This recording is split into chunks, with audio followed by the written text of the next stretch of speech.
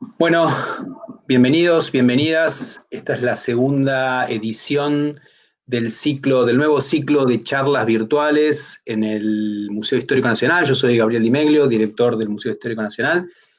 En este ciclo que llamamos Historias Argentinas, lo que hacemos es invitar a reconocidos especialistas en diferentes temas. Para los que no estuvieron en la charla anterior, cuento el encuadre de este ciclo. La idea es que el Museo Histórico Nacional se dispone, o está empezando justo en este momento, a revisar, a replantear el guión de su exposición principal para obtener un guión nuevo y una exposición nueva, revisando la historia argentina, repasando distintos aspectos, incluyendo algunas cuestiones de historias de distintas regiones de nuestro país, de distintas temáticas que no están incluidas en la muestra actualmente, y también incluyendo por primera vez al siglo XX dentro de la narrativa del museo. Y también visitando algunos de los temas absolutamente centrales del museo, como es la figura de José de San Martín. Como ustedes saben, los que han ido al Museo Histórico Nacional, y quizá algunos de los que no lo conocen también lo saben, la mayor parte del acervo que queda del general San Martín, es decir, desde el famoso sable corvo hasta un montón de ropa que le perteneció, objetos personales, su cuarto, en el lugar que fue trasladado desde el lugar en el que murió, en Boulogne-sur-Mer, en Francia. Todo eso está conservado, entre muchas cosas, en el Museo Histórico Nacional.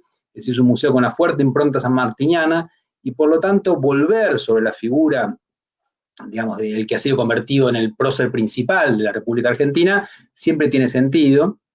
Y para eso, en el día de hoy hemos invitado a dos reconocidos especialistas en el tema, digamos, y nos pareció interesante, dado el mundo virtual que tenemos actualmente, invitar a gente que está en este momento en distintos lugares. Entonces, desde Santiago de Chile está con nosotros Juan Luis Ossa, historiador, doctor en historia, y autor de distintos trabajos especialista en la primera mitad del siglo XIX, y que también ha trabajado sobre la figura de San Martín en su libro Armies, Politics and Revolution, Chile 1808-1826. Después ha publicado un libro muy reciente sobre la historia constitucional de Chile, ¿no? Un tema muy importante, como saben, en este momento en nuestro país vecino. Y también está con nosotros Alejandro Rabinovich, otro especialista en la nueva historia militar, autor de libros muy importantes en Argentina, como Ser soldado en la guerra de independencia y Anatomía del pánico, sobre la batalla de Huaki. Ambos son colegas y amigos, insisto, grandes especialistas en la figura de San Martín, entre otras cosas. Así que les agradezco mucho a los dos que estén presentes hoy. La dinámica de la charla es que ellos van a hablar más o menos una hora, van a ir alternándose, van a estar los dos juntos en pantalla. Los que quieran, de quienes están mirando esta charla, pueden comentar en un chat. Yo voy a recuperar algunas preguntas para después comentárselas a los expositores cuando termine este recorrido por la vida de José de San Martín. Así que los dejo con ellos y gracias a todos por estar. Bueno, muchas gracias, Gabriel, por la invitación. Muchas gracias a toda la gente del museo. La verdad que es hermoso poder participar de esta jornada y de esta actividad con ustedes. Y bueno, un gusto, Juan Luis, estar acá compartiendo pantalla con vos. Igualmente. Como siempre que toca, como historiadores, como investigadores, toca hablar de un personaje con nombre y apellido y con una carga simbólica y afectiva tan grande como José de San Martín, siempre es difícil encontrar el tono, y sobre todo siempre nos preguntamos tras bambalinas qué se puede decir de nuevo, ¿no? Sobre un personaje sobre el que se han escrito miles de páginas y al que todos, por la escuela primaria, por la secundaria, por los monumentos públicos, conocemos. Claramente, no es que hay documentos nuevos sobre San Martín, no hay hechos ni datos nuevos que tengamos para analizar y para contarles. Lo que va cambiando es la historiografía. La historiografía evoluciona y se desarrolla y se complejiza y mejora, diría yo. Y entonces es la historiografía nueva la que nos permite pensar al mismo personaje con los mismos documentos de una manera nueva y reinterpretar cosas que ya sabíamos en función de la nueva evidencia, de lo que sabemos de nuevo sobre las ideas políticas, sobre el proceso histórico, sobre las tecnologías bélicas. Entonces, lo que nos planteamos con Juan Luis para esta primera instancia de diálogo con ustedes que nos están mirando, es hacer una especie de recorrido de la vida de San Martín, pero no contándoles la vida, sino centrándonos principalmente en qué interpretaciones han cambiado en función de los nuevos desarrollos historiográficos. Es decir, cómo la nueva luz de lo que la historiografía ha evolucionado se vuelven a releer ciertas cuestiones que se daban por sentadas de la vida de José de San Martín. Entonces, empecemos por el nacimiento. Como todos saben, San Martín nace en Yapeyú, y eso, como jurisdicción de la provincia de Corrientes hoy en día, dio a una cuestión que es casi de sentido común, de pensar que es un personaje argentino.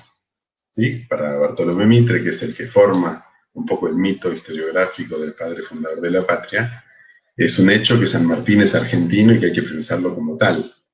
Ahora, nosotros hoy sabemos claramente no solo que la Argentina no existía, que ese es un dato que ya se conocía hace mucho tiempo, pero en términos de identidades políticas y de identidades nacionales, sabemos que el hecho de haber nacido en Yapeyú en 1778 no identifica a un ser humano para nada con lo que hoy es la Argentina, ni siquiera con el virreinato del Río de la Plata. ¿Sí? Piensen que el virreinato del Río de la Plata es una creación de la corona, una unidad administrativa que la corona instaura 2 años antes de del nacimiento de San Martín, y que no tiene ningún peso identitario. La gente no se ve a sí misma como rioplatense por el hecho de haber nacido adentro del virreinato. Se ve como españoles, en menor instancia como españoles americanos, y algunos se pueden ver como porteños, como santafesinos, es decir, en función de la patria chica. Pero parte San Martín se va muy pronto. Su familia, el padre de San Martín, es un funcionario militar de la corona, una familia española peninsular de pura cepa, de Palencia, y tienen un paso bastante fugaz por lo que es América. Al padre lo destinan a Yapeyú como gobernador, pero dura ahí unos anitos, y se vuelven luego a España, donde el resto de su familia, sus hermanos, su madre, todos van a vivir y morir en la península. Es una familia española. Y San Martín vuelve a los 6 años de edad a la península y va a estar 28 años sirviendo al rey en cuanta guerra el rey necesite que lo sirva. Entonces, es muy importante entender que San Martín es un español, nacido en América, y que toma la decisión personal de recuperar ese pasado de haber nacido en América como algo fundamental para su identidad, pero que tranquilamente podría no haberlo hecho, ¿sí? Entonces, creo que en la decisión de él de volverse a América a pelear, tiene un peso que tenemos que tomar muy en cuenta, que es el hecho de ser un liberal, ¿sí? Él vuelve por ideas políticas, no por amor a un terruño a pelear a América. Él está en contra del absolutismo monárquico y de Napoleón, y luego va a estar en contra de lo que está tratando de hacer Fernando VII, pero tiene mucho en común con los liberales peninsulares, con los militares liberales realistas, si queremos, con los que después va a dialogar combatir durante toda la guerra de la independencia. Entonces, al volver a América él, con este bagaje, después de 28 años de estar en la península, él va a tener fuertes desencuentros con otros patriotas revolucionarios americanos, y que no tienen esa experiencia de vida, y que sí se ven mucho más fuertemente como porteños, por ejemplo, y que identifican la revolución y el destino de la revolución con el destino de Buenos Aires. Él eso no lo va a entender nunca, porque realmente no ha vivido nunca en Buenos Aires, salvo algunos contados meses en el tránsito hacia España, e incluso en su vida adulta. Si tomamos la vida adulta de él, de los 72 años que vivió, pasó 50 y pico en Europa, y de los años adultos que pasa en América, que serán 10, 11 años, digamos, hay 5 que están en el Río de la Plata, y de esos 1 en Buenos Aires, ¿sí? Entonces él, claramente cuando tenga que tomar decisiones militares, políticas, estratégicas, no tiene ninguna preferencia por Buenos Aires respecto de Santiago de Chile, o el destino de Lima, o el destino del Alto Perú, ¿sí? Él es un liberal español, americano, que busca la independencia de toda América por igual. Y si tiene que elegir entre Buenos Aires y un destino más grande, va a elegir el destino más grande. Y eso lo va a enemistar, vamos a hablar de esto un poquito más adelante, pero es lo que finalmente lo termina enemistando fuertemente con la élite porteña, y hace que se exilie, ¿sí? Que termine siendo un personaje denostado en Buenos Aires y en la capital. Entonces, ese es el primer punto. El segundo es que cuando San Martín vuelve al Río de la Plata, en 1812, vuelve en un momento muy particular.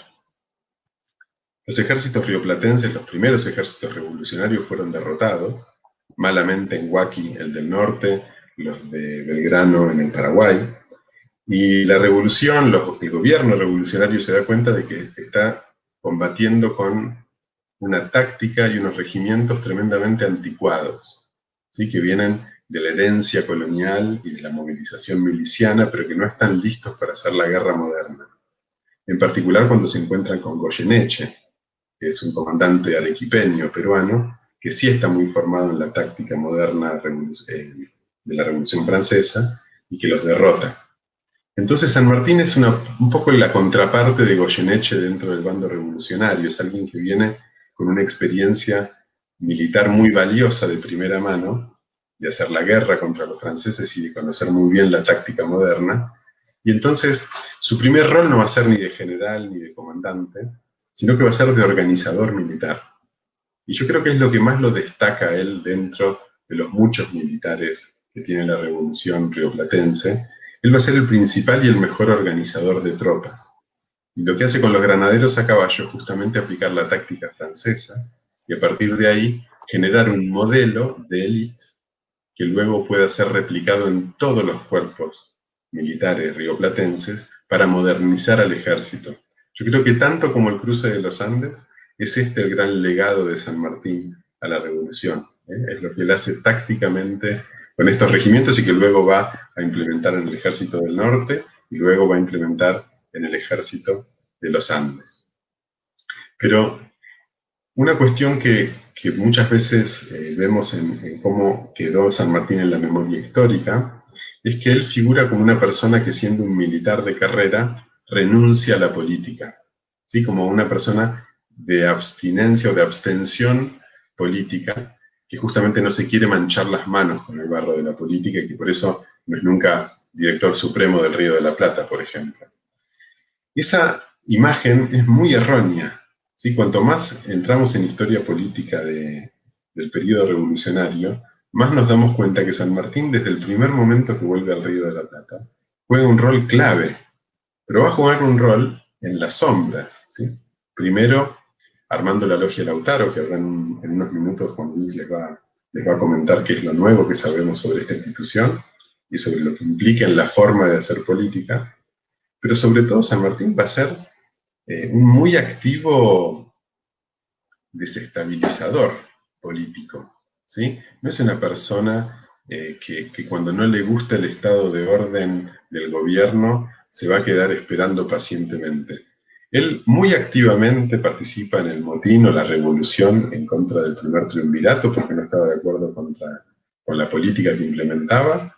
Luego en Cuyo va a participar muy activamente del derrocamiento de Alvear, el director supremo Alvear, generando una revolución en Cuyo, que era su jurisdicción, como gobernador, y luego va a participar muy activamente, por ejemplo, con las facciones chilenas, donde no es que toma una posición neutral, sino que claramente se siente cómodo en el juego faccioso, se siente cómodo en el juego político revolucionario, y es muy hábil haciéndolo, ¿sí?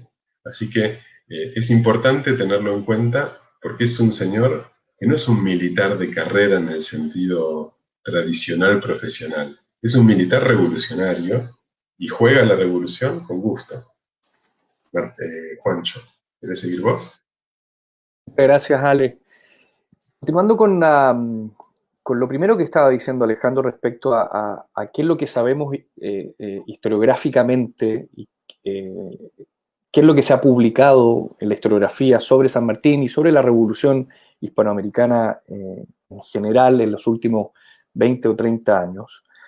Me parece que uno de los aspectos más novedosos y centrales de esa renovación historiográfica es que ya poco interesa, como decía Alejandro, saber si San Martín era o no era argentino, hasta qué punto la nacionalidad juega verdaderamente un papel central en la construcción de identidades políticas, etc.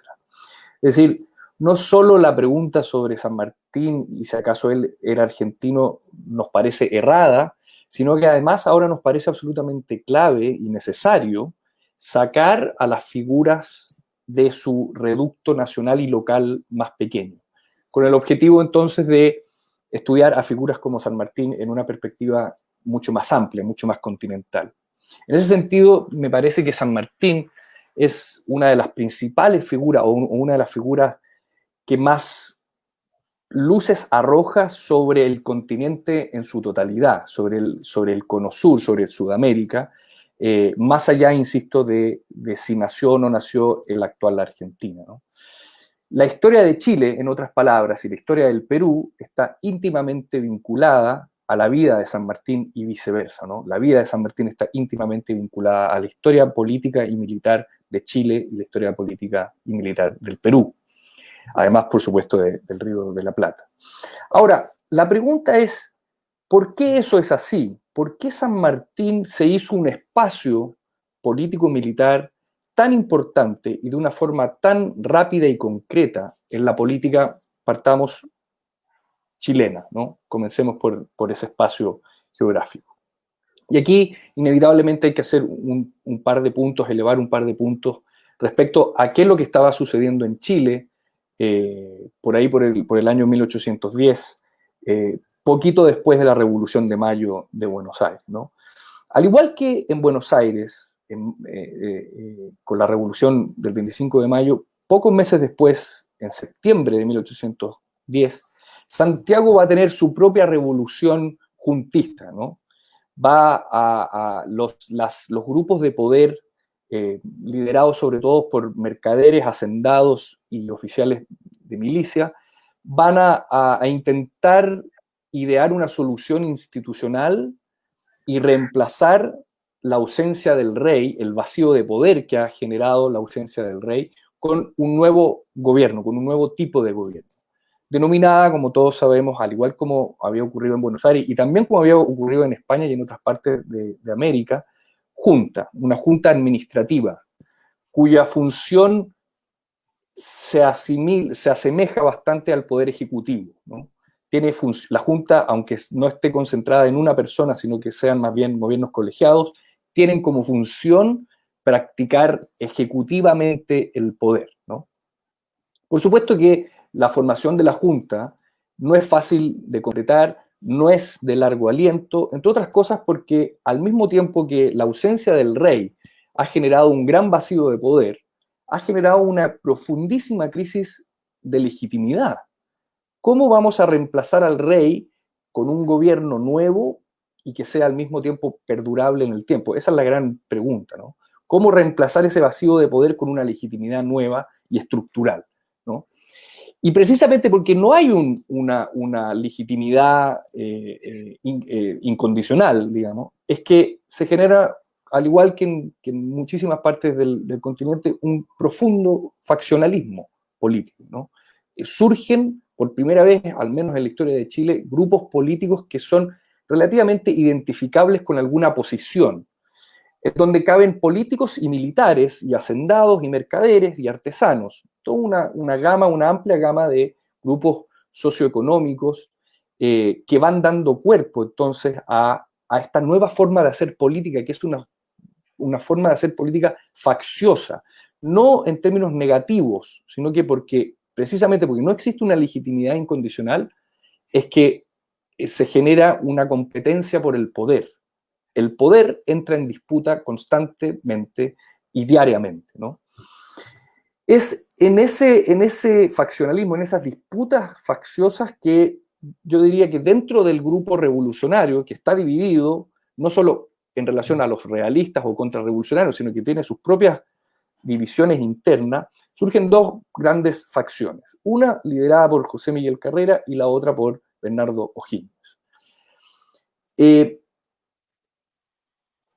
El choque entre ambas facciones va a llegar a su cenit en octubre de 1814, cuando ambas sufren una derrota apabullante contra los ejércitos realistas que han viajado desde el Perú y que han ido subiendo poco a poco desde el sur de Chile hacia el Valle Central, con el objetivo de no solo detener el faccionalismo chileno, sino que también derrotar de una vez y para siempre a la revolución juntista de 1810, ¿no?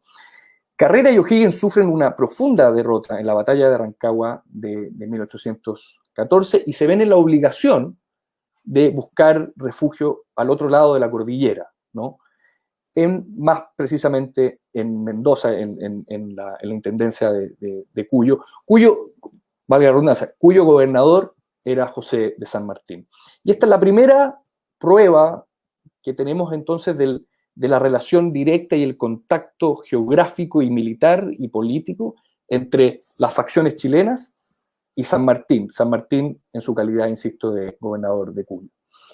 Rápidamente, una vez que cruzan la cordillera, la facción de Carrera y la facción de O'Higgins, San Martín se da cuenta, y esto es algo absolutamente clave para entender el devenir de la Revolución chilena y el devenir de la Revolución rioplatense. Se da cuenta que Carrera lo que verdaderamente desea es continuar siendo el líder de la Revolución chilena, pero en el Río de la Plata. Mientras que San Martín dice, yo estoy dispuesto a recibir a los emigrados chilenos, a darles refugio, pero no estoy dispuesto a compartir mi poder con un líder de una facción determinada, de un gobierno que él considera es un gobierno aliado, amigo, pero externo. Entonces, rápidamente, la forma que tiene de deshacerse de Carrera es firmando una alianza estratégica muy rápido, en noviembre y diciembre de 1814, con el otro líder de la otra facción, Bernardo O'Higgins, ¿no? Y es ahí, a partir de ese vínculo entre O'Higgins y San Martín, que yo diría que se siembra la semilla de lo que luego va a ser el gran plan continental, que va, como vamos a ver más adelante, que va a tener como primera parada la reconquista de Chile, que está en manos de los realistas, para luego saltar hacia el Perú. Déjenme, antes de pasarle la palabra a Alejandro, decir un par de cosas respecto al grupo político de San Martín, que es el grupo político en el cual O'Higgins se va a ver inserto a partir de 1815, que es, como todos sabemos, la Logia Lautaro, ¿no? Que es un grupo político militar, no es un partido político a la usanza de lo que serían o de lo que devendrían los partidos políticos a fines del siglo XIX y principios del XX, con financiamiento profesional, etcétera, o con cuadros. No es eso, son más bien, es una agrupación de líderes militares y políticos, que en este caso en particular lo que busca es, por un lado, centralizar el poder en pocas manos, mediante sobre todo la figura del director supremo, y por lo tanto concentrar la toma de decisiones en un grupo pequeño, liderado por la logia, y al mismo tiempo lograr una centralización territorial y administrativa lo más fuerte posible, con el objeto de digamos, aminorar la influencia del federalismo y las distintas soluciones provinciales que desde 1810 han estado funcionando al mismo tiempo que las posiciones más unitarias, ¿no? Es un grupo político que no confía mayormente en la soberanía popular, que tiene más bien una aversión por el gobierno colegiado, no cree que ni las juntas de gobierno ni los triunviratos sean verdaderamente funcionales para la política de mediados de la década de 1810, y como dije antes, entonces concentran y centralizan el poder, la toma de decisiones en la figura del director supremo. Ahora bien, al mismo tiempo, tienen un objetivo estratégico sumamente importante para comprender lo que va a ocurrir con la Revolución Hispanoamericana, que es, tienen una visión americanista no solo del continente, sino que la revolución, para que triunfe, sostiene la Logia Lautaro, debe tener un sostén americanista y continental. La conquista de Chile, que es la que la Logia Lautaro va a financiar en 1817, solo puede ser entendida como un primer paso hacia la conquista más general de la revolución a lo largo de toda América, ¿no? ¿Era la Logia Lautaro y sus miembros republicanos en 1815 o en 1816, cuando se firma, por ejemplo, la independencia de las Provincias Unidas? La respuesta es, como muchas veces en historia, depende.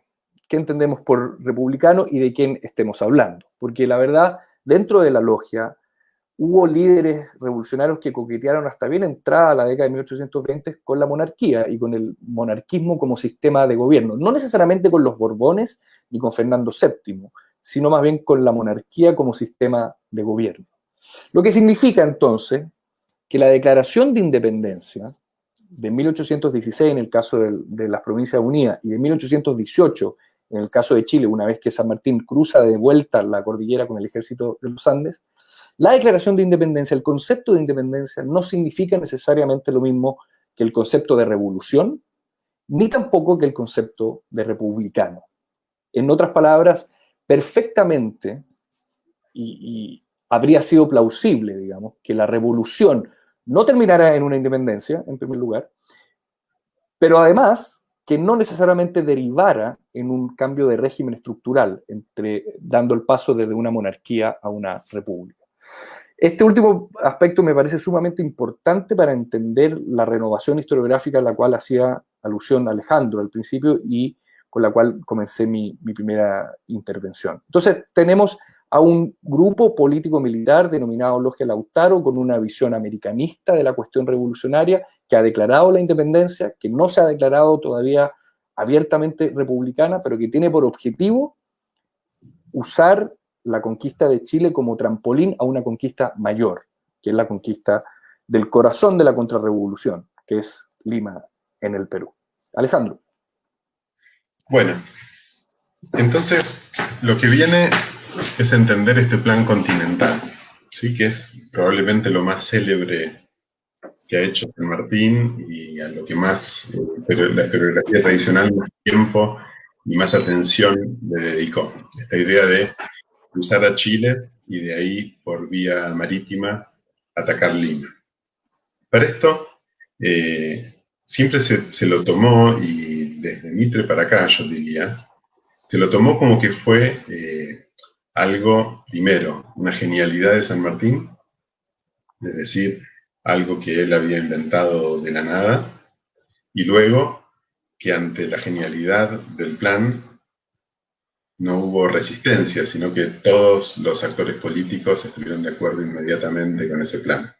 Y eso es perderse la mitad de la comprensión de la coyuntura histórica, ¿sí? Porque no solo San Martín no necesariamente es el único que tiene una idea de cómo llegar a Lima, sino que tiene que disputar políticamente, como hablábamos, como actor político y como revolucionario, tiene que operar activamente para poder imponer su plan, y el de la Logia Lautaro, con respecto de todas las otras variables. Entonces me tomo un minuto para plantear estratégicamente cómo se venía pensando la guerra con el Perú y por qué lo de los Andes es un quiebre, pero que de ninguna manera es algo que tenga consenso o unanimidad o que se caiga de Maduro, que es el único camino posible. Entonces, desde la revolución, desde el inicio del 25 de mayo, todas las miradas están puestas en el Alto Perú, porque ahí está el dinero, ahí está la plata de Potosí, y de eso vive el virreinato. Entonces, lo primero que se hace es generar una expedición que vaya a Córdoba y luego suba para el Perú. Y en ningún momento la revolución se tiene que plantear una estrategia militar porque está dada por las circunstancias, ¿sí? Desde ese momento, todos los esfuerzos militares más importantes van a ser una y otra vez mandar un ejército a tratar de recuperar el Alto Perú. Ahora, ya desde los primeros años, desde la primera invasión del Alto Perú en 1811, se empieza a ver que hay una divergencia. Por un lado, hay una facción más íntimamente ligada con los intereses porteños. En un primer momento toma la forma de los saavedristas, que lo que plantean es que lo que hay que hacer como objetivo militar es recuperar las fronteras del virreinato. Ese es el único objetivo de la guerra, es recuperar el territorio que le corresponde administrar a Buenos Aires, según el Útipo Sedetis, y una vez que se llegue a la frontera natural establecida previamente con los demás virreinatos y las demás jurisdicciones, la guerra termina, hay que esperar ahí. Eso lo vemos claramente, por ejemplo, en la correspondencia muy subida de tono entre Saavedra y Castelli, ¿sí? Que es el que dirige el ejército del Alto Perú y que tiene una visión muy diferente. De una visión, él y la fracción morenista tienen una primera versión de americanismo, digamos, en el sentido de que consideran que la revolución no tiene que terminar en el Desaguadero, que es la frontera natural con el virreinato del Perú, sino que una vez llegados a ese punto, lo que hay que hacer es insurreccionar el Perú para poder avanzar y eventualmente llegar a Lima. Castelli y Balcarce van a operar con esa lógica. Luego, Manuel Belgrano va a operar claramente con esa lógica. Durante toda su correspondencia deja claro que su objetivo no es solo llegar al Desaguadero, sino entrar en el Perú y llevar la revolución hasta Lima. Y esa es la primera estrategia, digamos, la vía de tierra por el Alto Perú, y luego insurreccionando el Cusco, Puno y Arequipa, ir cercando a Lima y de esa manera terminar con la revolución en el continente.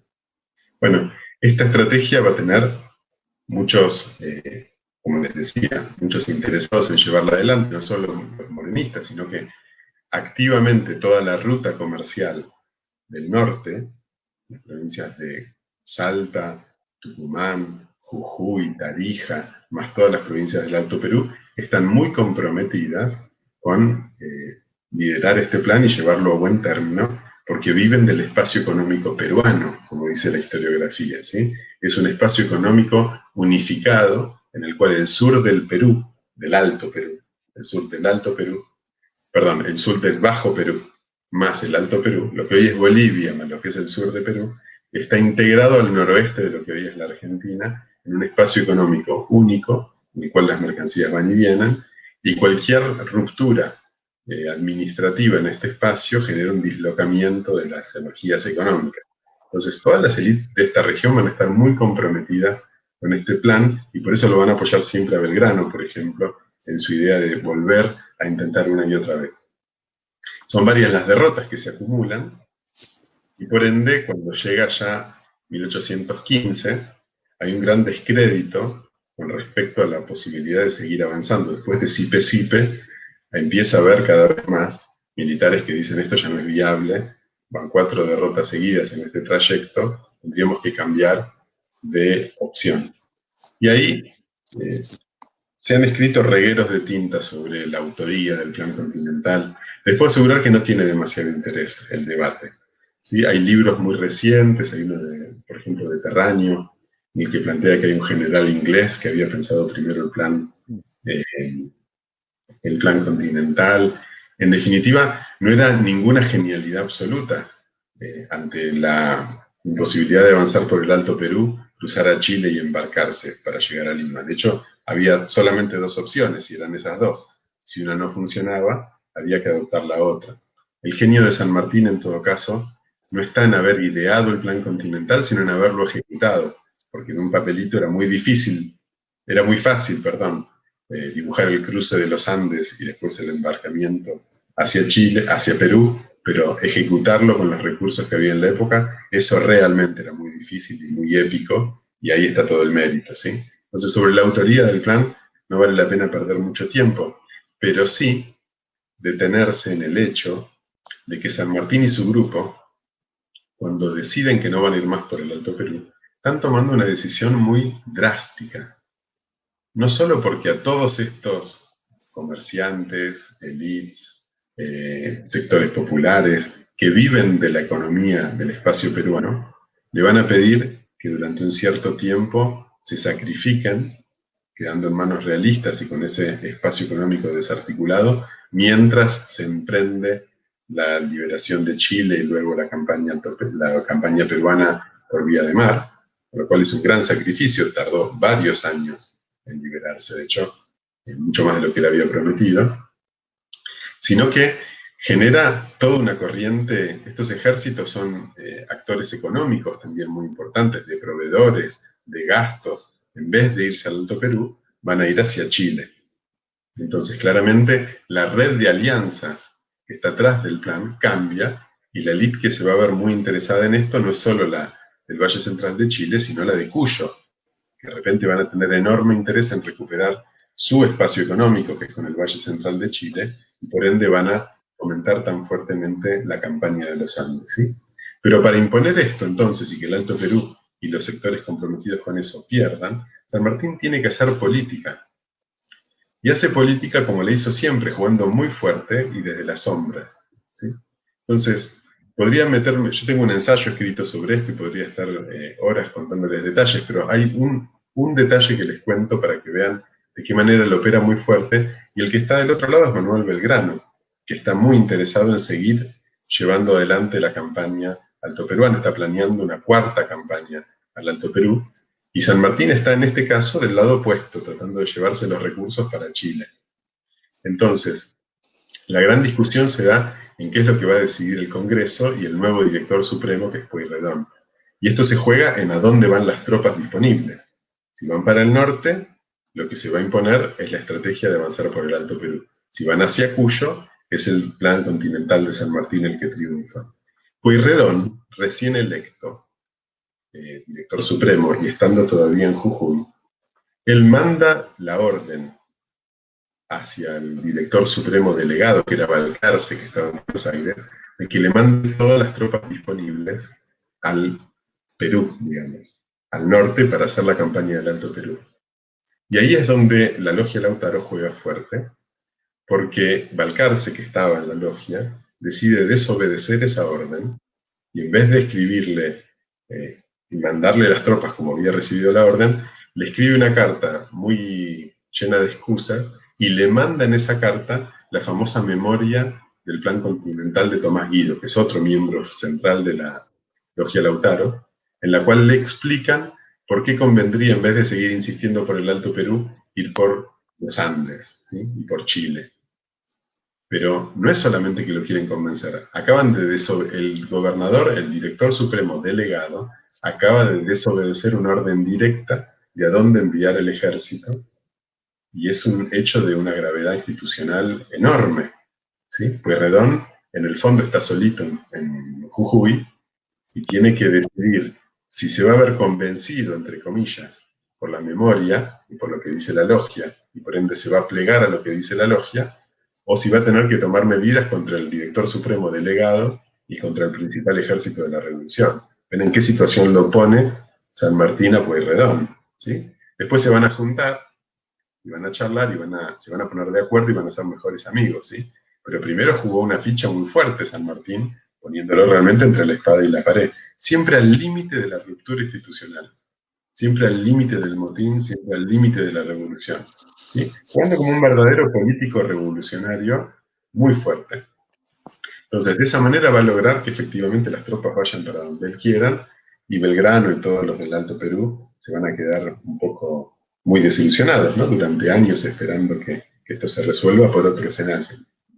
Entonces, es muy importante entender el contexto político, y luego es muy importante entender lo trascendental de esta campaña que establece y que inicia San Martín, ¿ok? Por más de que el plan continental no necesariamente tenía una gran dificultad en términos de concepción, su ejecución era muy difícil, muy difícil. Lo más difícil de todo, cuando más lo estudio el cruce de los Andes, más me doy cuenta, lo más difícil no es el cruce, lo más difícil es cruzar los Andes y al día siguiente combatir. ¿Sí? Porque eso es lo que él tenía que hacer, y había muy, muy pocos ejércitos. Lo podemos ver, por ejemplo, cuando lo comparamos con lo que hace Bolívar en Boyacá, ¿no? Muy pocos ejércitos que logren cruzar los Andes y al otro día estar impecables, con los caballos descansados y los soldados en condiciones de combatir. Eso es una verdadera proeza técnica para los medios que tenía en la época, y hace que esa campaña realmente sea muy, muy significativa y excepcional dentro de la guerra revolucionaria. Juancho. Sí, efectivamente lo que tú dices ahora al final, Alejandro, es absolutamente clave. ¿Cómo logra 4.000 o 5.000 hombres cruzar los Andes y al día siguiente o a los 2 días combatir en una batalla cuerpo a cuerpo como es la batalla de Chacabuco? Y yo le agregaría, ¿y cómo logra ese mismo ejército luego gobernar la revolución o intentar gobernar la revolución una vez que llega a Santiago y logra entonces reconquistar al menos los territorios aledaños a la capital chilena, ¿no? Que es el Valle Central. Yo creo que esa pregunta hay que intentar empezar a responderla con un año, con el año 1816. Hay un libro escrito por Gabriel Di Velio, director del museo y quien nos está recibiendo hoy día, dedicado entero a ese año, que es absolutamente una fecha clave, ¿no? A lo largo de ese periodo, de esos 365 días, ocurren una infinidad de eventos y coyunturas absolutamente importantes y que marcan un antes y un después en la Revolución Hispanoamericana. En el caso que nos atañe, yo diría que es en 1816 que no solo se decide que el ejército de los Andes es el que va a tomar la ofensiva, sino además en su rol de gobernador de Mendoza, es en ese año que San Martín permite que los emigrados chilenos no solo vivan en la ciudad o a lo largo de la provincia de Cuyo, sino que también se reúnan en un batallón específico, en un batallón de soldados y oficiales chilenos que eventualmente van a conformar el primer estado, el primer ejército del Estado de Chile en 1817-1818. Ese batallón que se organiza en Mendoza está obviamente liderado por Bernardo Higgins, quien ha vivido entre Buenos Aires y Mendoza entre 1814 y fines del 16, y va a ser finalmente la base de poder que va a tener O'Higgins una vez que se establezca en el gobierno en febrero o marzo de 1817, ¿no? Porque al mismo tiempo que se decide que sea el ejército de los Andes el que cruce y que tome la ofensiva y que cruce la cordillera y reconquiste el territorio chileno mediante una vía militar, se decide también que esa decisión tiene que tener un componente eminentemente político, ¿no? La logia, con Pueyrredón a la cabeza, deciden que una vez que se reconquiste el territorio chileno, ni San Martín ni la logia deberán intervenir explícitamente en la política chilena, explícitamente. Para lo cual entonces se necesita de un aliado, miembro de la logia, que no solo sea cercano ideológicamente a todo lo que se ha ideado en torno al plan continental, sino que además se comprometa a continuar con el plan continental. Esto es, a financiar con hombres y recursos el salto hacia Lima, ¿no? ¿Y qué más aliado que O'Higgins para ambos proyectos, ¿no? Entonces, San Martín no acepta ser nombrado director supremo ni por la logia ni por las élites chilenas que lo reciben con aplausos a mediados de febrero de 1817, con lo cual entonces no está interviniendo explícitamente, pero se las arregla para poner a la cabeza del gobierno a Bernardo O'Higgins como director supremo, es decir, emulando la figura centralizada y concentrada de la dirección suprema. Habían existido directores supremos con anterioridad en Chile, pero yo diría que el gran cambio entre uno y otro es que el director supremo la dirección suprema liderada por O'Higgins sigue muy de cerca a la política rioplatense y en especial a Pueyrredón, ¿no? Entonces, la política chilena ya no puede estar separada, no puede ir por un carril paralelo a la política rioplatense, es la misma política, porque O'Higgins, al aceptar el cargo de director supremo, se están comprometiendo a continuar con el plan continental. Ahora, ¿qué tipo de gobierno brevemente fue el que implementó O'Higgins a lo largo de sus 5 años de gobierno? La Dirección Suprema tenía distintos modelos, seguía distintos, yo diría, ejemplos históricos, ¿no? Por un lado, hay una clara reminiscencia a la dictadura romana, porque O'Higgins desde muy al principio en su gobierno, en 1818-19, señaló que él había tomado la Dirección Suprema de la misma forma como los dictadores romanos tomaban el poder, es decir, por un momento determinado de tiempo y con el fin de, comillas, salvar la república, ¿no? Y eso está muy claro en la documentación, y claramente entonces hay una reminiscencia de la dictadura romana y la dirección suprema, yo diría en el Río de la Plata y también en el caso chileno. Pero también hay otros modelos más cercanos. Hay claras reminiscencias con el régimen borbónico. Por ejemplo, el padre de O'Higgins había sido gobernador de la Capitanía General de Chile como Borbón y además virrey del virreinato del Perú. Entonces tenía una cierta conciencia identitaria muy, muy borbónica, que estaba muy presente en su actuar político. Y otra figura que no solo influyó en O'Higgins, sino que influyó en Simón Bolívar, en José San Martín y tantos otros, es Napoleón, ¿no? Otra vez la figura que centraliza, que concentra el poder, que deja de lado el gobierno colegial o colegiado y, por supuesto, también deja en veremos, digamos, la soberanía popular.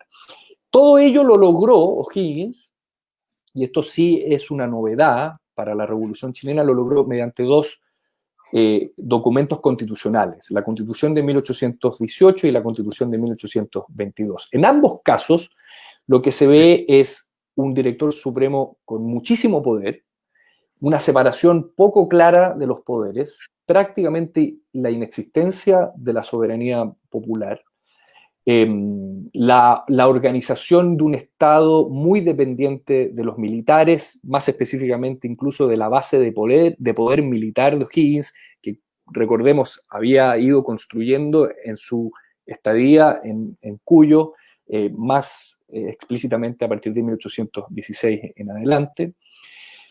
Y además, en ambos proyectos constitucionales, en ambos documentos constitucionales y en otras documentos e instancias de gobierno, San Martín y O'Higgins se las arreglan constantemente para enfatizar la importancia de continuar con el plan continental.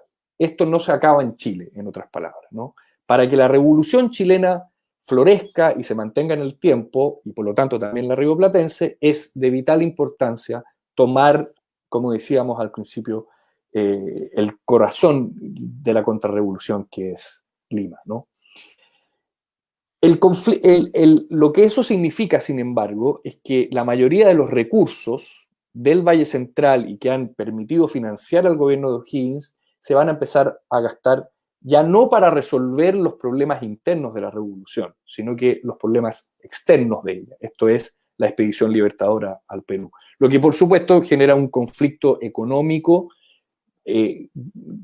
gravísimo, que va a terminar ni más ni menos con la abdicación de O'Higgins en enero de 1823, cuando las provincias, sobre todo Coquimbo y Concepción, se alcen en armas argumentando que la guerra en el Perú no es su guerra, o ha dejado de ser su guerra, y que los conflictos internos económicos y políticos y militares de Chile son suficientemente importantes y estructurales como para gastar los pocos recursos que tiene el Estado revolucionario en solventar la guerra interna y los conflictos internos más que los conflictos externos. Ahora, para que eso hubiera ocurrido, había que saltar hacia el Perú, para lo cual Alejandro va a contarles el inicio de eso. Claro, lo que pasa en este momento, ¿por qué Chile tiene que terminar pagando toda la campaña del Perú? Porque la idea era que compartieran los gastos entre el Río de la Plata y Chile. El problema es que del otro lado de la cordillera, mientras San Martín y O'Higgins hacen la guerra contra los realistas en el sur de Chile, de este lado la situación política se degrada muy rápidamente, la situación política del directorio y del partido sanmartiniano.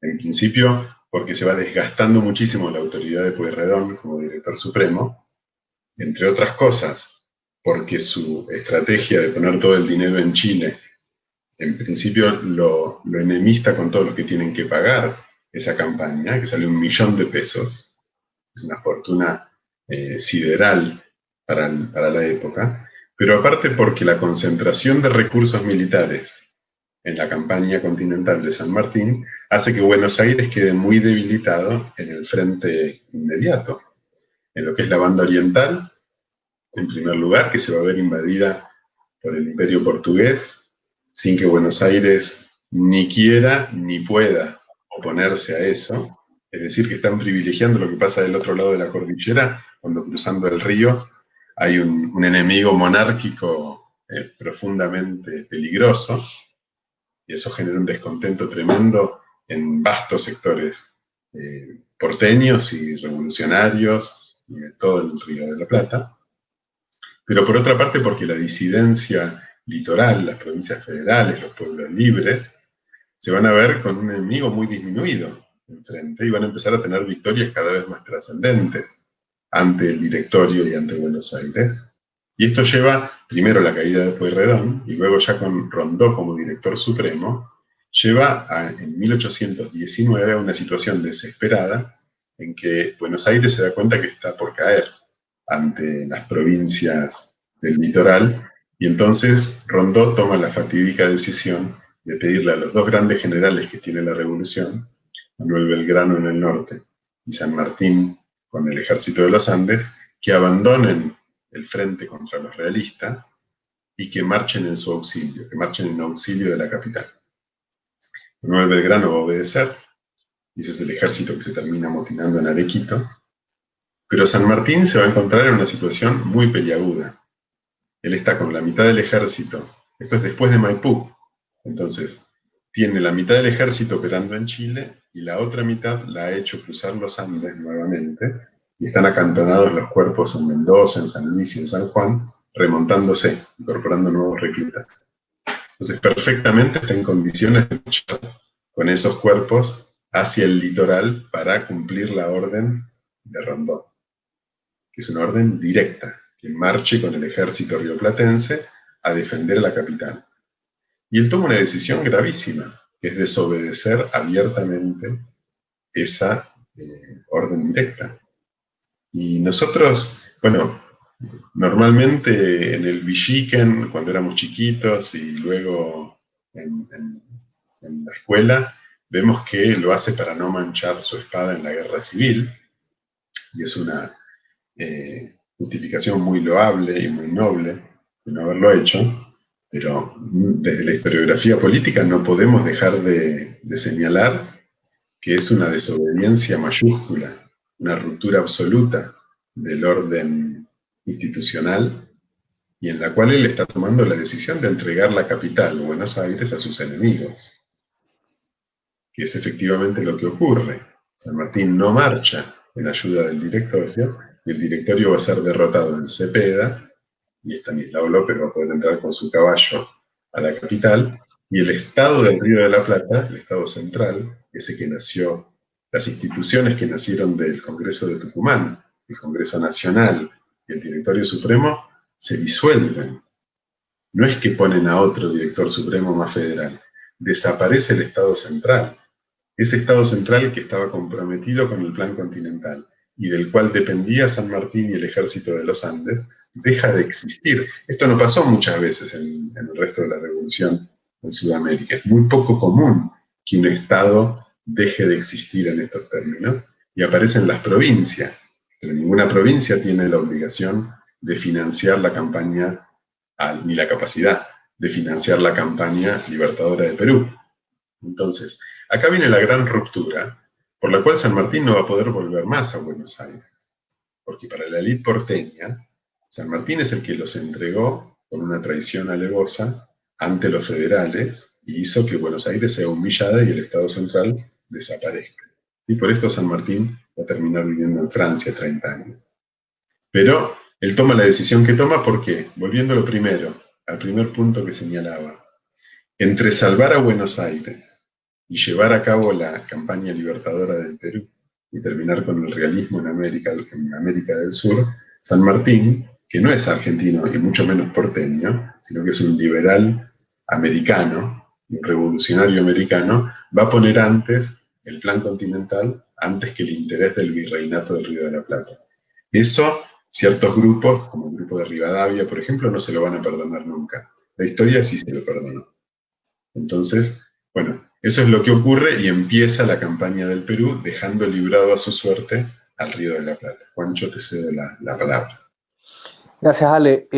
La desobediencia histórica de 1819 de San Martín y la caída del Estado central en 1820 en el Río de la Plata Coinciden ambos eventos con, o más bien obligan al Estado de Chile, gobernado por Bernardo Higgins y por el grupo político que es cercano a él, obligan a pagar los gastos de la expedición libertadora, que ha estado en la cabeza de O'Higgins y de San Martín, insisto, desde Mendoza, desde 1815 o 16 en adelante, y que ahora requiere ser ejecutada, dicha idea, ¿no? Para lo cual se necesita, como siempre, dinero. Y un gobierno que esté dispuesto entonces a financiar. Ya que San Martín ha cortado relaciones con Buenos Aires y ya que luego ha caído el Estado central, no queda otra, como decía Alejandro, que el Estado que sigue en pie, tambaleando, pero en pie, financie entonces la guerra en el Perú. Y la financia a través de una suerte de emulación de lo que San Martín había hecho con el ejército de los Andes. Es de hecho parte importante del ejército de los Andes es la que va a conformar la estructura de la expedición libertadora al Perú, que entre 1819 y 1820 comienza a organizarse y a entrenarse, sobre todo en sectores, en localidades cercanas a Santiago.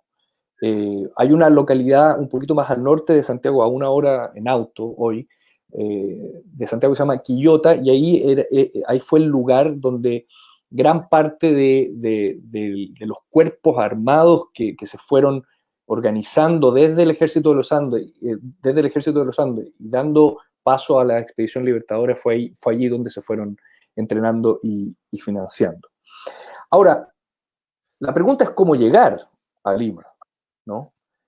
Y el plan continental no puede depender únicamente de la fuerza terrena, digamos, hay que dar el salto a través del Océano Pacífico.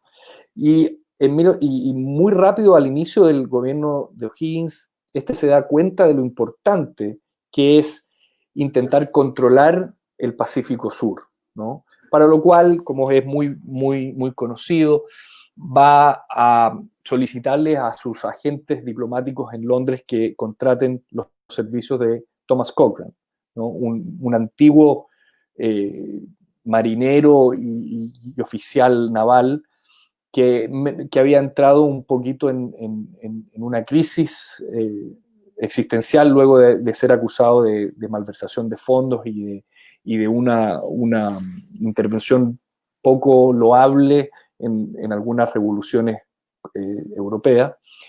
Y va a ser Cochrane el que va a formar, con el apoyo de O'Higgins, con el apoyo de los recursos del Valle Central, el que va a formar la primera escuadra chilena, que va a ser el gran sostén finalmente de San Martín, que en 1820 va a zarpar desde Valparaíso junto con Cochrane hacia el Perú con el objeto, como decíamos, de conquistar el corazón de la contrarrevolución, ¿no? Es decir, es una fuerza territorial, pero que está constantemente apoyada y solventada por fuerzas marítimas lideradas por Cochrane.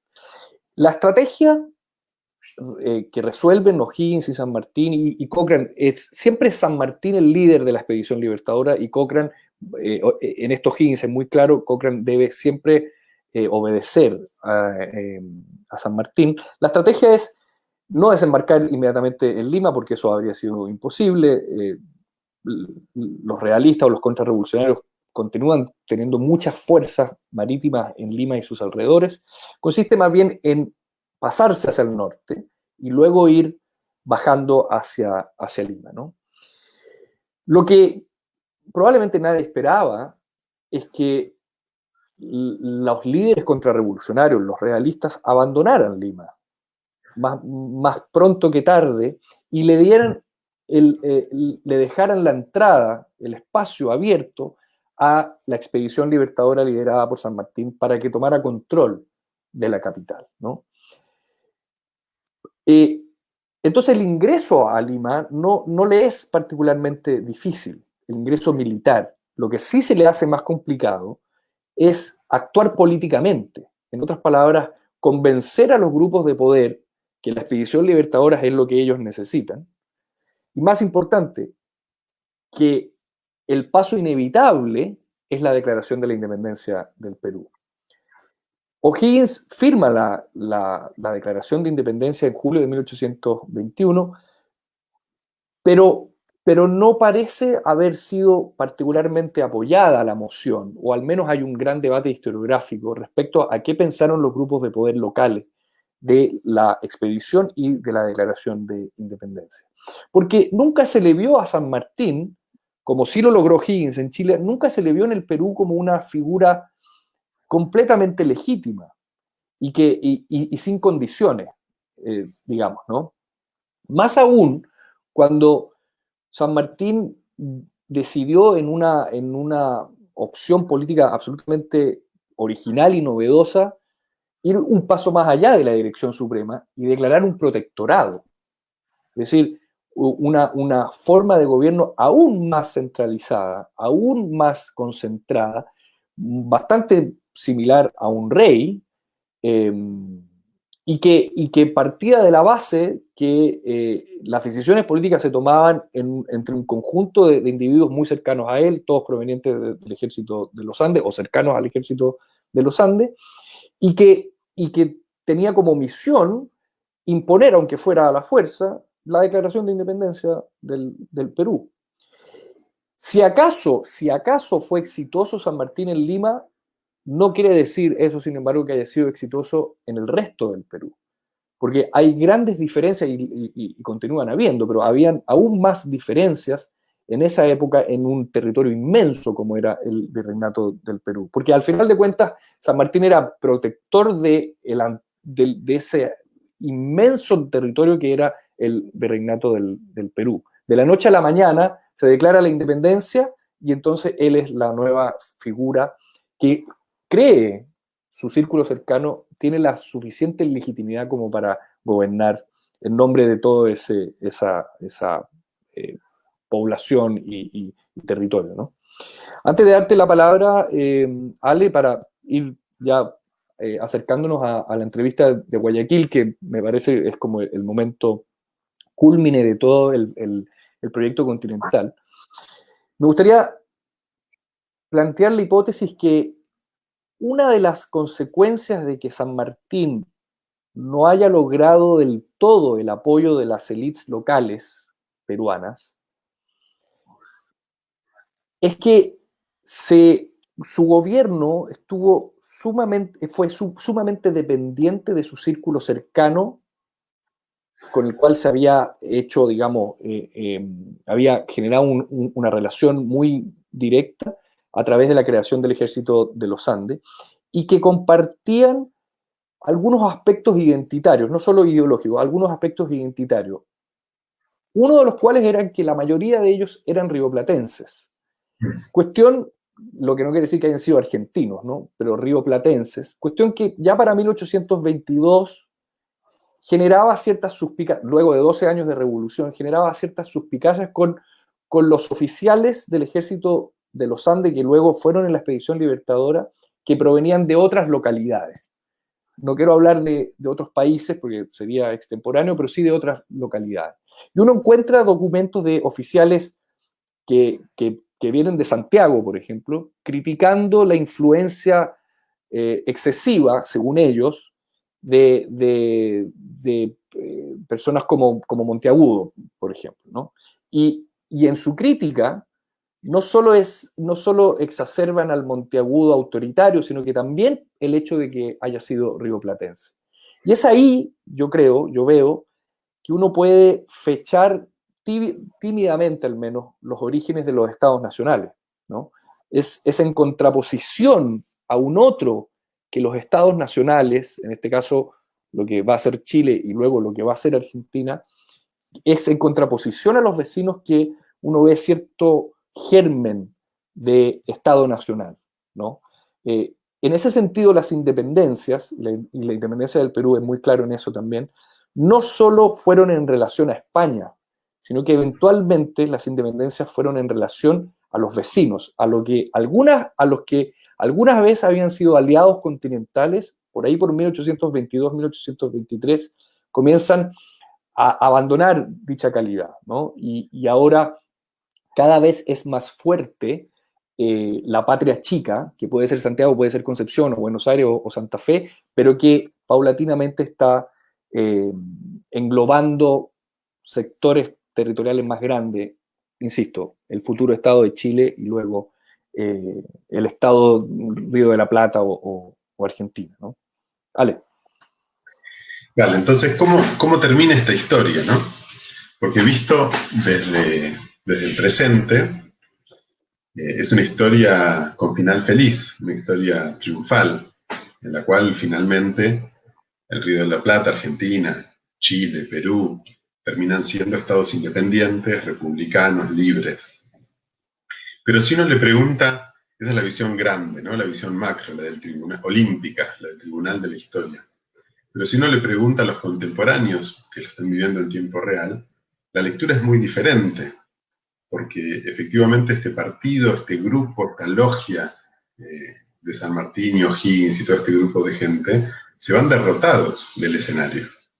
¿Y por qué se van derrotados? Uno de los motivos es lo que explica Juan Luis. Políticamente en Perú el protectorado no funciona, porque no logra incorporar activamente a las élites peruanas, y entonces va a bastar con que San Martín se embarque para que estalle una revolución contra Monteagudo y todo se dé vuelta.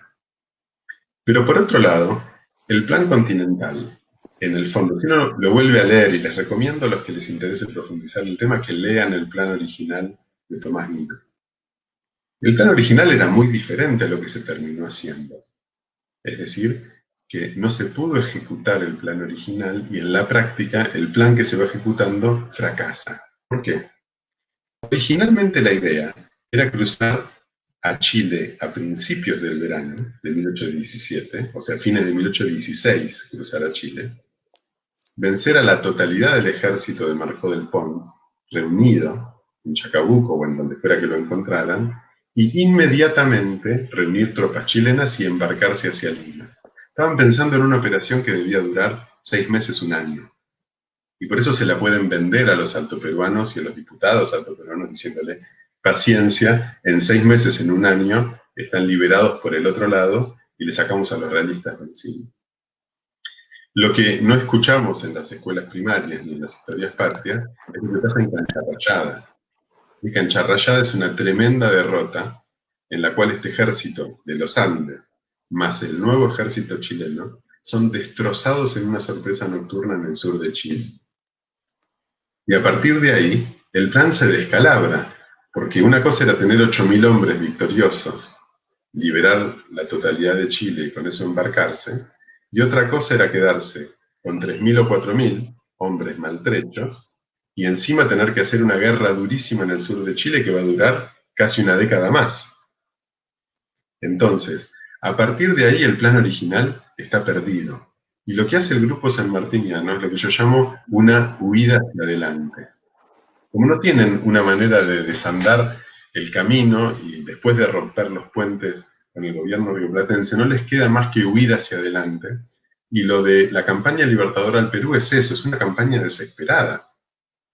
El plan original era avanzar con muchísimas más tropas hacia el Perú y con un ejército rioplatense subsidiario que iba a avanzar también por el Alto Perú. Como no tienen estado en Río de la Plata y no tienen fuerza, sino tienen más capital político, se tienen que largar con 4.000 hombres a conquistar un virreinato gigantesco que tiene por lo menos 20.000 hombres de tropa a disposición del virrey del Perú. Es decir, es un suicidio lo que intenta San Martín en la campaña libertadora del Perú. No le queda otra políticamente, así que lo hace igual.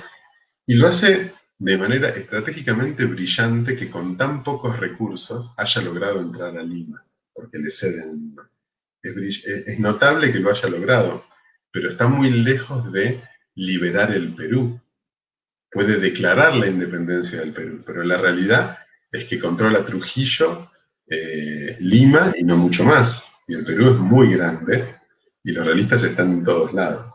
Entonces, a partir de ahí, San Martín va a tener muchísima dificultad de hacer una campaña militar propiamente hablando, una vez que está en Perú. Le critican muchísimo que no sale de Lima, que no va a buscar a los peruanos más allá de la primera campaña en la sierra. Y cuando sí hacen la campaña, que es la de puertos intermedios, es un desastre. desastre total. Entonces, no le queda capital político, ni en Chile, ni en el Río de la Plata, ni en Lima, que se nota que ya hay mucha tensión, y no le queda capital militar, porque el ejército de los Andes técnicamente ya está destrozado después de puertos intermedios. Hay que hacer un nuevo ejército en el Perú sin tener apoyo de las élites peruanas. Es por eso que se embarca hacia Guayaquil, y nosotros muchas veces en la historiografía tradicional leemos cómo Bolívar insidiosamente lo habría engañado a San Martín, o lo habría embaucado de alguna manera u otra.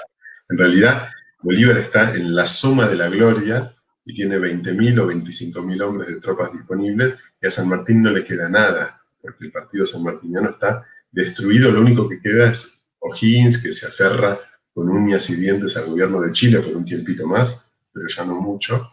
Y entonces San Martín lo que tiene que hacer es ceder toda la iniciativa, no solo personal, sino de su grupo, de su clan, de su facción, a una nueva élite revolucionaria que viene del norte, que es la que va a terminar llevando a término, digamos, la guerra de la independencia. Así que por eso terminan exiliados tanto Higgins como San Martín. En tiempo real, en términos de historia política contemporánea a los sujetos, eso es lo que ocurrió.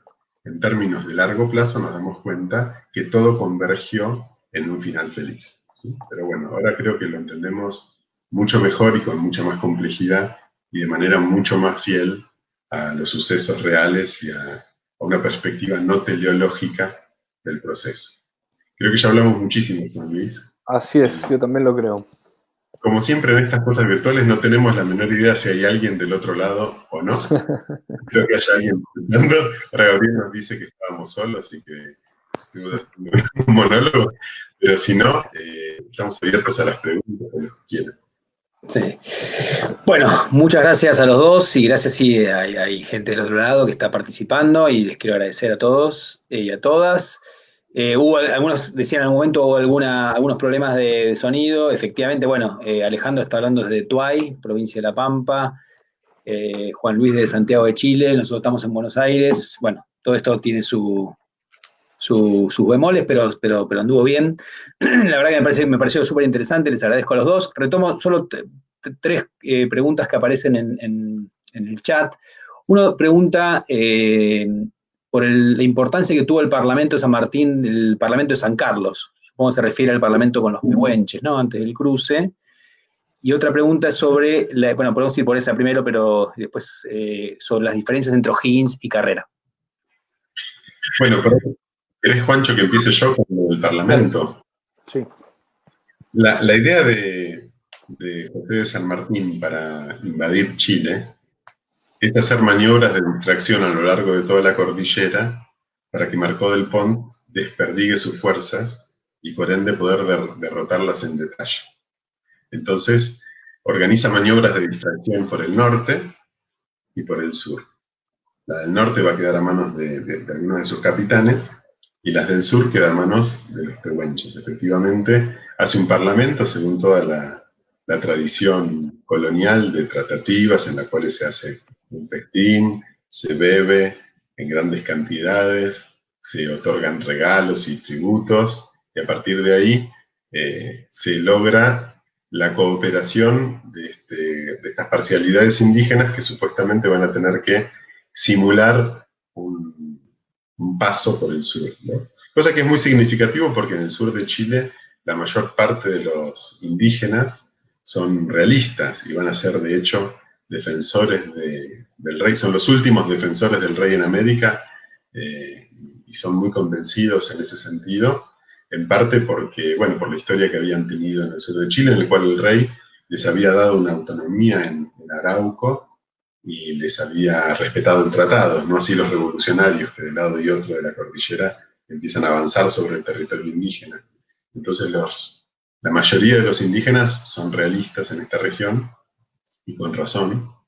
Y bueno, hay suspicacias respecto de qué es lo que espera San Martín de estas tratativas con los indígenas, ¿no? Algunos dicen que les contaba que lo iban a traicionar, que justamente le iban a hacer creer al rey que iba a pasar por el sur y que esa era su intención desde el principio. Otros dicen que no, que realmente confiaba en ellos. Bueno, es difícil saber esas cosas, ¿no?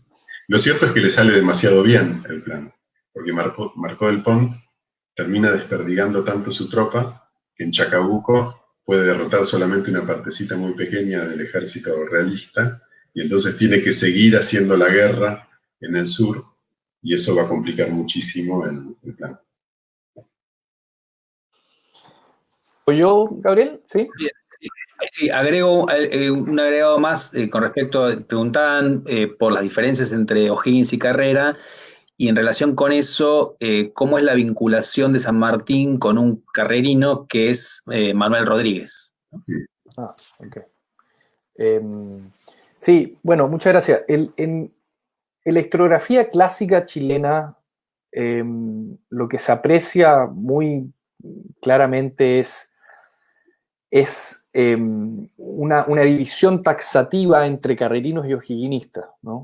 Como si Carrera, José Miguel Carrera y Bernardo O'Higgins hubieran sido, digamos, némesis el uno con el otro, ¿no? Y prácticamente toda la historia de la independencia, y yo diría gran parte de la historia decimonónica chilena, ha sido relatada por la historiografía clásica y también en los colegios y en la primaria, etcétera, en esos términos, en términos dicotómicos, ¿no? Carrera por un lado, O'Higgins por el otro. Para lo cual se ha enfatizado sobre todo sus diferencias personales. Yo creo, sin embargo, que sin obviar las diferencias, por supuesto que obviamente existieron, yo creo que se ha exagerado, sin embargo, por un lado, la importancia de la personalidad en cada uno de ellos, uno más proclive al liberalismo por haber leído uno que otro autor, el otro más autoritario porque su padre había sido virrey del Perú.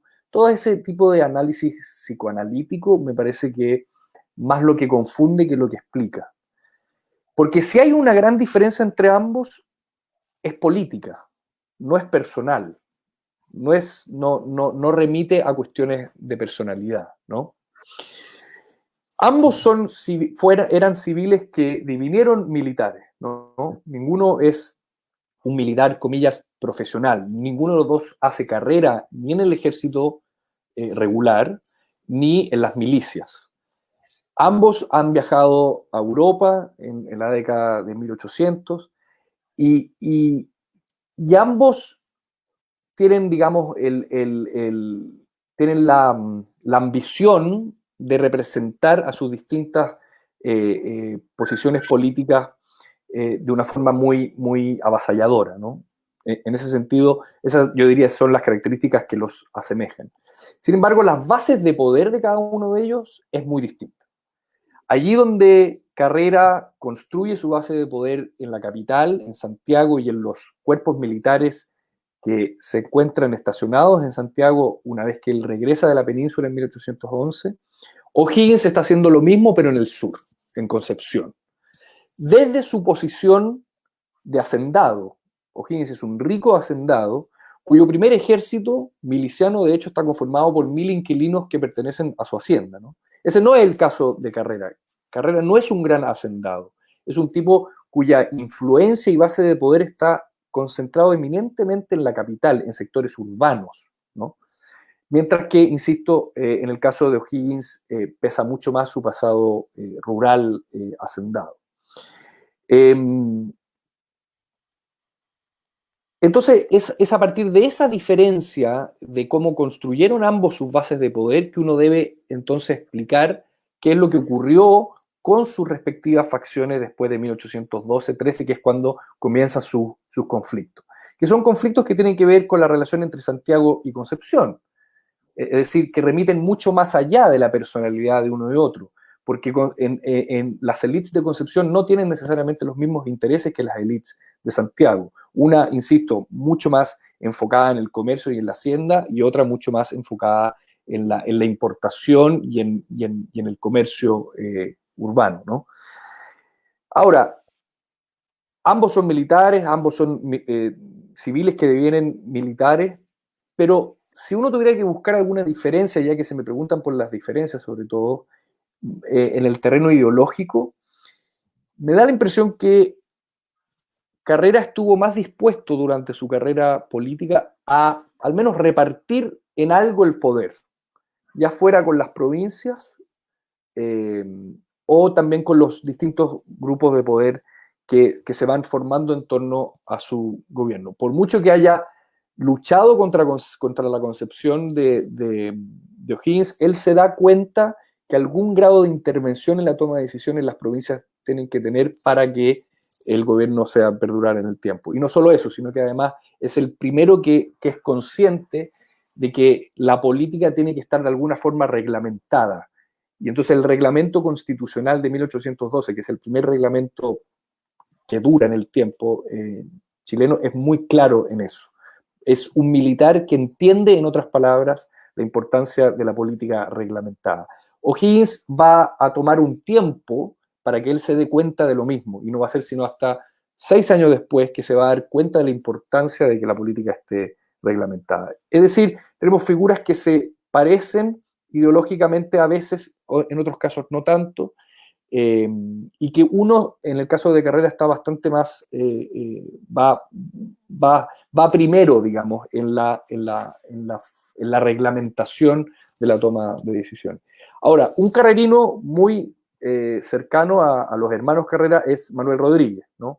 Quien alcanzó a tomar el poder, después del desastre de Cancha Rayada que nos contaba Alejandro, alcanzó a tomar el poder de Santiago como director supremo porque O'Higgins fue herido en Cancha Rayada y se tuvo que retirar, en nombre de la facción de Carrera, quien estaba en el exilio, nunca volvió a Chile después de su exilio a Mendoza. Y como tal, como cercano a Carrera, fue perseguido por la logia Lautaro y finalmente asesinado por la logia Lautaro. Hay una gran disputa respecto a si O'Higgins, digamos, decretó su muerte o no, pero no cabe duda que al menos no le impidió.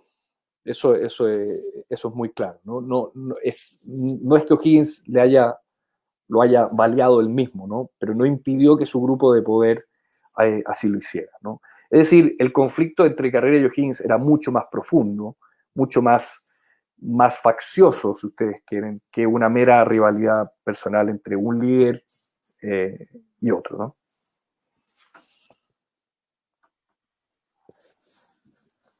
Bueno, muchas veces tenemos algunas preguntas más, pero ya estamos pasados de tiempo. Solo para terminar, les pido, hay gente que está pidiendo alguna recomendación bibliográfica, un par de textos que puedan recomendar, y hacemos el cierre. Todos los trabajos de Alejandro. Los de Juan Luis son excelentes. Con eso estamos. Bueno, tu texto sobre la máquina de guerra. A ver, miren, está este libro, que lo tengo acá, que se llama Crear la Independencia, que lo dirigió el colega Gabriel Entín, pero participamos varios historiadores tratando de pensar varios de los temas de los que discutimos hoy. Ese es un libro ameno, pensado por un público general. Creo que va un poco en la misma línea del libro de Gabriel que mencionábamos antes, de 1816. Sí, lo estaba buscando y no lo encuentro. Con el Bicentenario creo que se renovó bastante y sobre todo se generó una serie de textos que sí son accesibles para un público general, que no sea de historiadores, son libros cortos, sin un cuerpo de citas al pie de página tremendo. Entonces, tanto Crear la Independencia como 1816 creo que se pueden ver muy bien para entender mejor este periodo. Sí, esto sí yo lo podría recomendar. En Prismas, en la revista de Historia Intelectual Argentina, el 2016, precisamente hay distintos artículos que van más allá de la independencia rioplatense y que dan un marco temporal y geográfico más amplio sobre los procesos independentistas y las declaraciones de independencia y cuál fue el papel que jugó el Congreso de Tucumán como, digamos, como ejemplo, ¿no? de las otras declaraciones de independencia en el Cono Sur. Esto está en 2016 y es un dossier otra vez editado por Gabriel Entín, como decía Alejandro. Bueno, les agradezco a ambos Solo recordar que mañana 20 de agosto es el bicentenario de la partida de la expedición de Valparaíso hacia Perú, que comienza la campaña sanmartiniana a Perú. Y bueno, agradecerles mucho la participación, fue la verdad que súper interesante. Agradecer a todo el mundo que estuvo aquí, la presencia, e invitarlos también para dentro de 2 semanas, el primer miércoles de septiembre, el 3 de septiembre, también a las 5, por esta misma señal, a una charla de Elida Blasco sobre la historia de los museos históricos, precisamente, en Argentina. Así que bueno, nos vemos la próxima. A todos y todas, muchas gracias. Gracias, Alejandro. Gracias, Juan Luis. Muchas gracias. Que estén muy bien. Gracias.